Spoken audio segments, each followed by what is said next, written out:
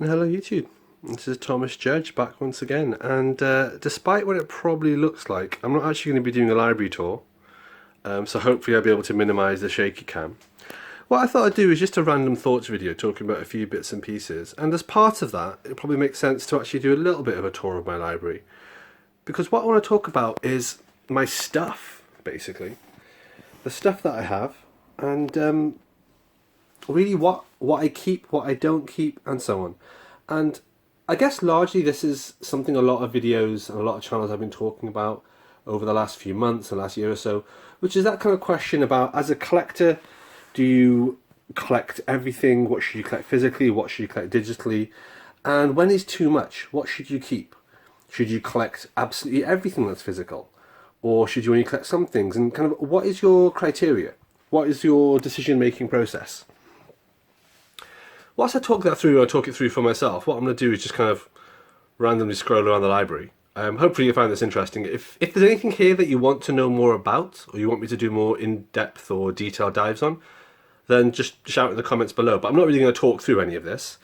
Just let me know if you find anything particularly interesting. But I guess the reason I wanted to make this video, and hopefully it's going to be quite a short random thoughts video, is I just wanted to talk about what I have and why I have it. Now, I've got quite a lot of stuff, as you can see here. I've got quite a lot of stuff. However, there's a lot of people on the internet who have way more than me, and in no regard do I ever consider that I'm a major collector or I've got a really impressive library. Like, I like it, I think it's good. It's obviously much bigger than a lot of people's libraries, but it's much smaller than other people's libraries, much less comprehensive than some people's. And I think that brings me to the core of the problem. I don't compare myself to other people's collections. I'm not on social media other than YouTube. I'm not on Instagram. I'm not on Facebook. I'm not part of any of the Facebook groups or community groups. Even though, to be honest, there's loads of times that I would like to be. I'd like to be involved in a comics community. I'd like to meet people who are like-minded and similarly into comics and stuff. But the truth is, it just doesn't suit me psychologically. And one of the reasons for that is really simple, which is that I really worry about getting caught into this kind of competitive mentality people have. You know, the endorphin rush. You have haul videos and you show your hauls, and then people click likes, and you have comments and you have retweets. Believe it or not, I actually do pay attention to the human viewers that actually leave comments on my channels, or leave likes or dislikes, or give me abuse or give me props or tweet it. Like, that sort of stuff does matter. I'm not a machine. I do notice and I do feel these things. So I guess for me, I'm in a position where I've got to be careful about how engaged I am with all these things. And one of the reasons is I feel that getting involved and competing against other people on social media is an easy, slippery slope into essentially major debts and major kind of comic collecting issues. So I don't collect for other people. And the one thing I would recommend to everyone is don't do anything for other people. Don't collect comics for other people. Don't collect video games for other people. You should never really think about what you're going to say to someone else. Oh, hey, look, I've got all the Valiant hardcover deluxe editions, which of course is what I'm showing you now, but who cares? That doesn't really matter per se. I think the way that I try to look at it is everything that I have is just stuff that I want for me. And in that sense, I don't mean to be going down this kind of Marie Kondo like, oh, these are all the things that spark joy in me and so on and so forth. That's not what I'm talking about. It's just, I want to have stuff that I like for the sake of me wanting them. Sometimes there's rational reasons, sometimes there's non-rational reasons. Let's look at my video game collection, for example. So here I've got a whole bunch of video games. I've sold a load of them because I'm getting into emulation, but I've also kept ones that really don't make any sense. I've got Halo a couple of different times here, but that's because each of the games that I have Halo for are ones that I've got a different emotional connection to. My experience of Halo on the 360 is very different to my experience of Halo on the original Xbox. So, you just kind of keep what you want to keep. That brings me to the core part of this video, which is simply something I like to call the Gerry moment. And the Gerry moment was, for me, I think, the very first time that I really realised or put in place a mechanism to help me reduce the number of comics I had, and to keep a much better control over the kind of comics that I had. The Gerry moment's really simple. A friend of mine called Gerry came over, and he had a few hours spare, and he was like, oh dude, I would love to read some comics from your library. I'm like, yeah, absolutely, go ahead. And so he comes in, and like someone who's not into comics, he came in and he was like, "Oh, hey, can I read this or that?" In fact, let me see if I can see what he was talking about. Was it one? It wasn't one of these. It was one of the earlier comics. That well, to be fair, I probably don't have it anymore. Oh yeah, here we are. It was Superman Batman, and it was one of the other hardcovers. Now I've got a couple of the Superman Batman hardcovers here, but at one point I had all of them, like 15 of them. And he grabbed one and he goes, "Oh, dude, this looks cool. Can I read this?" And I was like, "Oh, don't read that one. It's shit." And he was like, "Oh, okay. Can I read a different one?" And he picked a different one off my shelf and he goes, "Can I read this? Is this good?" And I was like, No, that's also shit. I wouldn't read that, to be honest. Here, read something else." And so I gave him one and I was like, "Hey, read this comic instead." And he did, and he picked it off me. And he goes to sit down and he was like, "Can I just ask, why do you have comics in your collection that are shit? Or that you just don't like?" And I was like, "Yeah, do you know what? I don't really have an answer to that." And I think after that moment, over the coming sort of days and weeks that came after that, I thought about it more and more to myself, and I was like, why do I have comics in my collection that I wouldn't even recommend to someone else to read?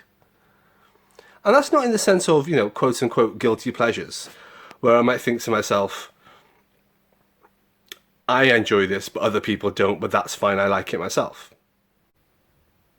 What I'm talking about are the sort of comics where they're actually just not good.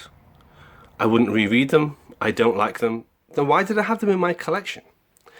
And the truth was really simple. I liked having the full hardcover collection of Superman Batman, the early 2000s series, and I had like 15 hardcovers. I liked having the full set. But then you got to think to yourself, what's the point of having the full set if it's a full set including loads of stuff you just don't want? Like, who am I collecting this for? And you think back to what I was just saying a few minutes ago, it's easy just to be in the position where you think, I'm collecting this for myself, or rather I'm collecting this to show off to other people. But the reason that doesn't make much sense is that I wasn't showing this off to other people. My friend Gerry comes over and he goes, what should I read? And I'm not saying, oh, hey, I've got the full set of this. I was like, yeah, that's rubbish, this other thing is rubbish. And it really made me kind of review and think about how I keep my comics, to the extent that I just started going through everything and just asking myself, right, if Gerry came over and said he wanted to read this, would I say this was good or would I say this was bad? Would I say he should read it or should I say he shouldn't read it? And in that sense, the Gerry moment became a thing that increasingly kind of defined how I went through my comic collection. I can honestly say now that there's very little in my comic collection that doesn't pass the Gerry moment. And they all pass it in different ways. Some of them are, well, I have these, for example, right now, DC Rebirth in my collection because I haven't read them yet. Okay, that's totally fair. Others, I have like Harleen here, for example.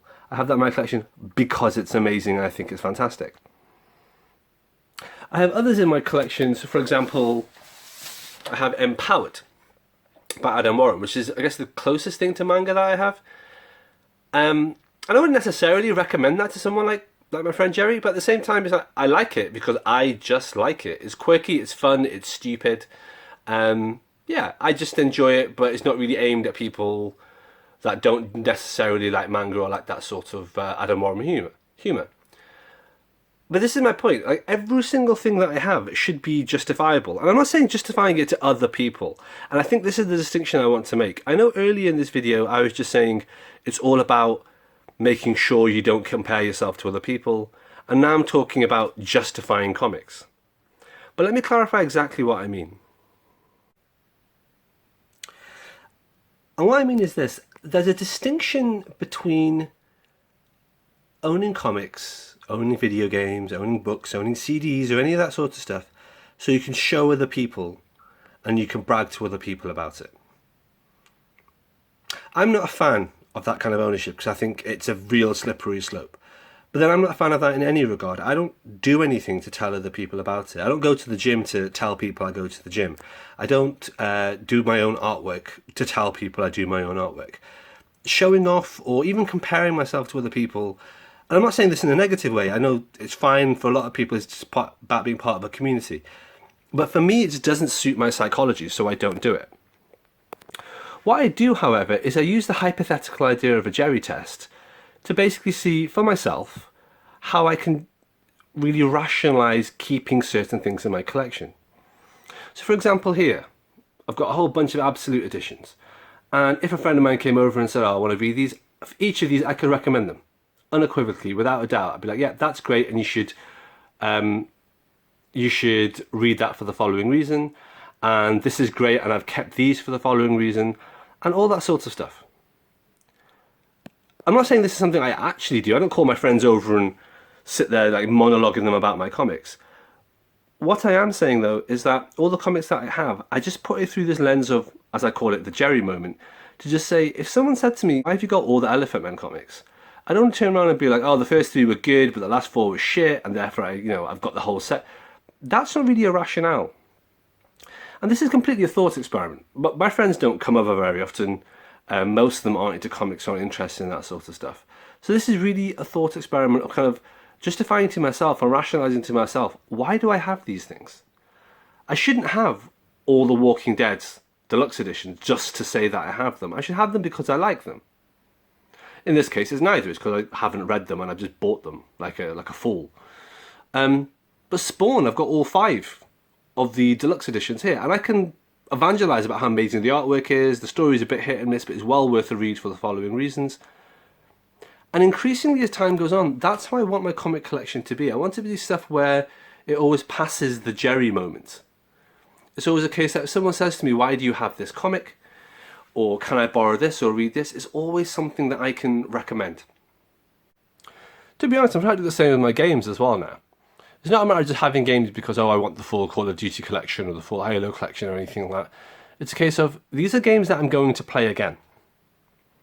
These are games that I enjoy and I'm going to play again, and I would recommend to other people. And it's not even a case of these are good games, because so many good games can just be emulated, it can be got in different formats.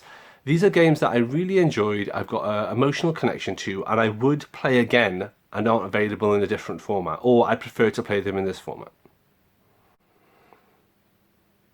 And finally, I think the same probably applies to things like DVDs as well, and books and CDs and anything else.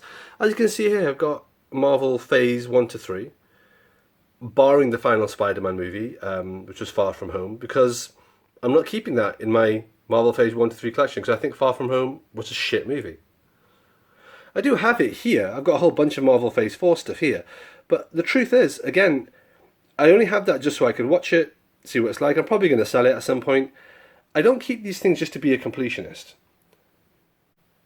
If you're a completionist, then more power to you. Absolutely fine. If that's what you want to do, if you want to have the full set because you want to have all 10 movies in a particular series or 15 volumes of a particular comic, and you want them whether or not you enjoy them, you want them just for the sake of having them, fine, all power to you. I mean, I've got a few things like that, but not many. And if someone, like my friends came over and like, oh, why do you have this full set of whatever it may be? I would be like, well, actually, because I just want to. There's no real reason. And it's totally cool to have those kind of arbitrary distinctions as to, well, I just want this just because I've got a weird sentimentality to something that I've never really been able to rationalize. And that's fine as well. But I think from my point of view, when it comes to comics, especially when it comes to collecting all the sort of stuff that we're looking at here, space is always at a premium. These things also aren't cheap. And so my perspective, more than anything else, is just a case of everything that I have has to be able to pass the Gerry test. My friend Gerry comes over and he goes, hey, why do you have this particular statue? Why do you have these movies? Should we watch this TV show? Can I borrow this comic?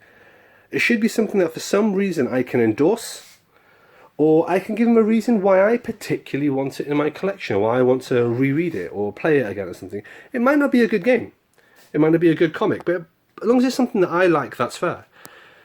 I just don't want to be in a position again where I did what I did the last time he asked, where he was like, oh, should I read this? I'm like, no, it's rubbish. Oh, why do you like it? I don't. Are you going to read it again? No. Why is it in your collection? I don't know. And for me, at least, that's a nice, simple way to try to keep my comic collection tight, to keep it reasonably well governed and in control, and same with my video game collection. And so as a result, I guess that's all I wanted to say.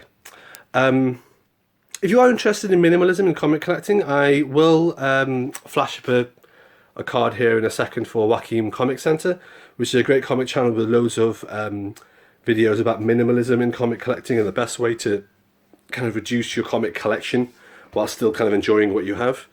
But yeah, just wanted to say that all. Do you have a Gerry moment? Do you have a filter or some kind of criteria or benchmark as to whether you keep comics or what you do to slim down your collection? Do you have a metric like I do? Do you have something like the Gerry moment, or do you just think the more you collect the better? And if so, why? Let me know in the comments down below. Thanks as always.